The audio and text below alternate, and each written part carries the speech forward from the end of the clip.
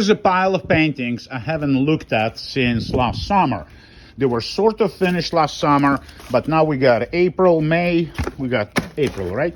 And I would like to look at them with you, and you help me to think about what to do next with them. Some of these paintings are in process for many, many years now, being remodeled, repainted, improved. I changed my mind, you understand?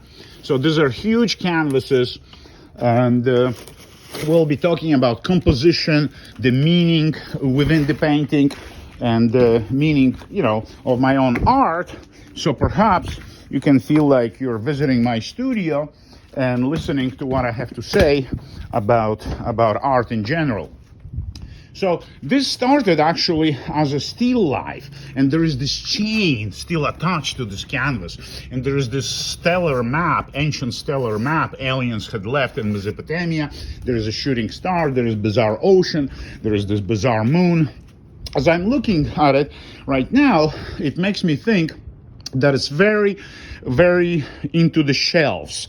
It's sort of divided into these spaces, and they're very sort of geometric, and it pisses me off. There needs to be something that disturbs those horizontals and those verticals. The shooting star and the moon is not enough. They're significant elements, but that's not enough. There is no one significant element in this painting. It's sort of spread out all over the place. So I would like to make a difference in this painting, but I still don't know what. Maybe the ocean should have like a one big wave rising by the forces of gravity towards the shooting star. Maybe not. Maybe I should repaint the whole thing. This landscape, oh my God, it was a beautiful, peaceful seascape for many, many years. It went to many shows, and last summer I added those trees, so they create this third dimension like a sculpture. And I added this purple of the sky, some black holes, some moon, which is a cover of a paint can.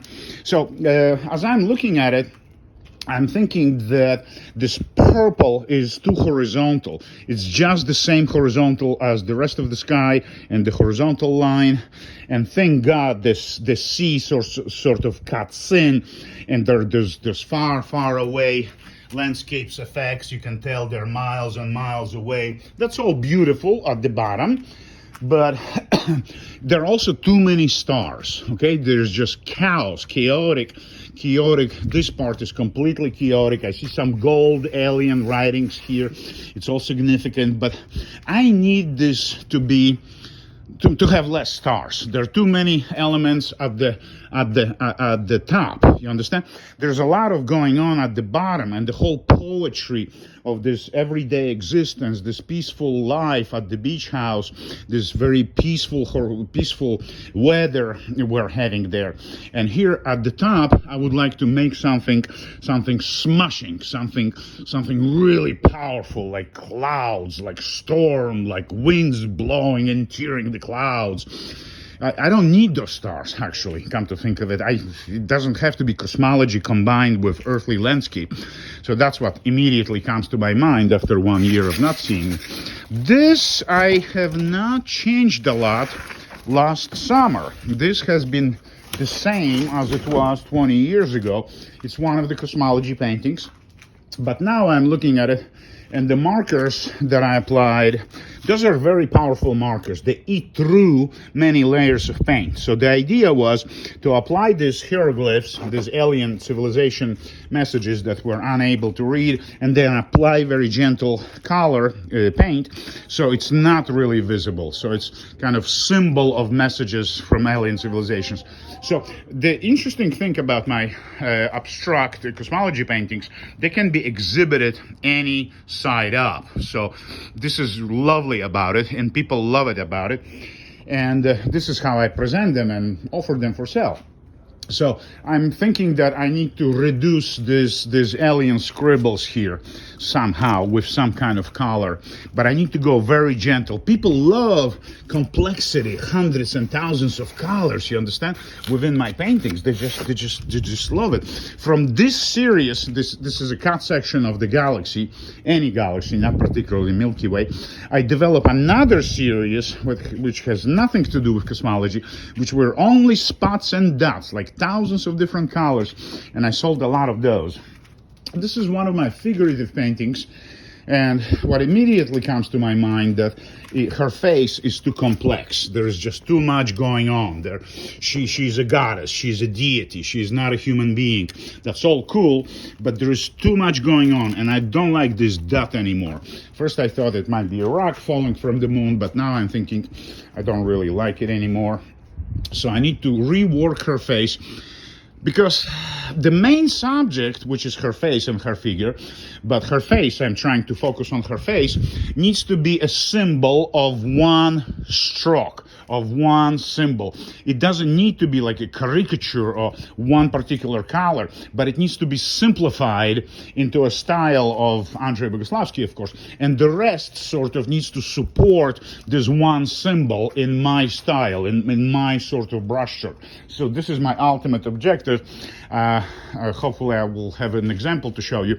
So this face needs to be reworked again after 20 years.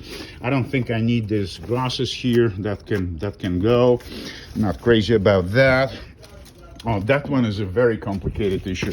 Okay, so here I took a blank canvas and I started composing my latest inspiration, which is Gaia tree. Gaia tree for me is a symbol of Mother Nature. So there is this Gaia tree. It's a Greek goddess. It's Earth actually, and Zeus is a son of Gaia.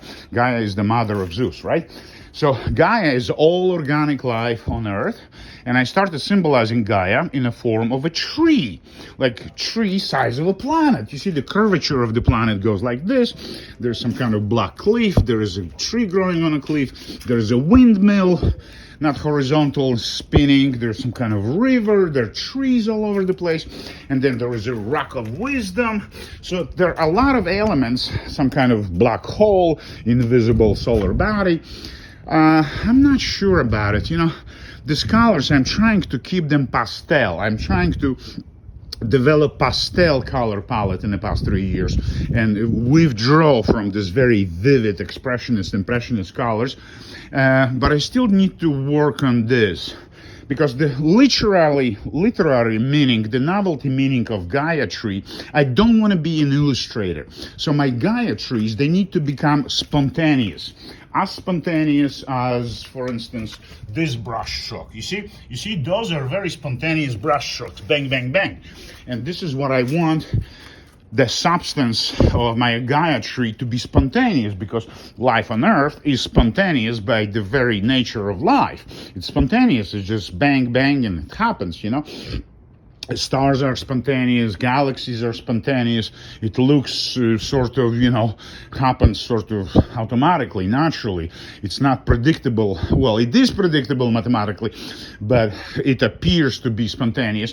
And this is how I want my artwork to appear. So when you look at the sky and you see the clouds, like you look at the tree, and the branches are actually very spontaneous. Every one of them is reaching out for the sun. Every leaf wants to have some sunlight, right? So they're fighting for sunlight. So this is the energy of life I want to capture in my artwork. So there is this energy reaching out and trying to survive and live another day. So this is how I want to paint. I don't want this painting to go, oh, here's a good example, okay? So this is a good example of spontaneous painting. It started in Delaware, where I was actually sitting outside and painting about 20 years ago. And then over 20 years, I added, I changed. But every brush stroke here is unpredictable energy of creation, you understand? Last summer, I added this grass. I'm not sure about that now. But it still consists the essence of my art and the essence of the universe the way I see it. It's spontaneous. It's like a wind. I want to paint like a wind blows the clouds. This is the purpose of why I'm painting. I mean, the way I paint, I want to paint like the wind, splashing, pulling the clouds, blowing the leaves. This is how I want to paint. Again, this is too much accountable. There is too much thinking going on into this painting. It's too well constructed. And even this spontaneity I pretend to apply with textures, you know, here and there, and I pretend to apply here and there. It's too accountable. It doesn't have the spontaneity of that painting. That painting is more alive than this one and this one. So I need to use this energy of spontaneity from there and apply it here and there. So these are my objectives, you know, this coming summer. I need to work on those some more. There are about 80 paintings that need to be worked on.